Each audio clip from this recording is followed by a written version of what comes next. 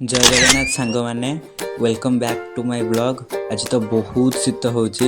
एते शीत होला परे सकाळ सकाळ मो कोचिंग सेंटर को बाहरी एवं भाविली जेहेतु कोचिंग सेंटर को जाऊँगी बाटर गला बेले शीतकालीन दृश्य आपण मानक टिके देखेबी। एठी केते जण भाई मिसी निया तापी होचंती। मते भी तो देखि इच्छा होची निया तापी होआ को। कोन करी मते तो जिबार अछि कोचिंग को। जय हनुमान। आम दशपल्लार गर्व एवं आराध्य श्री हनुमान को बाटर जाऊ जाऊ दर्शन करते पाख पड़िया बहुत भाई एवं भौणी मैंने शीत छड़ाइया पड़िया धाऊले जोटा देखिए मत तो भारी खुशी लगे।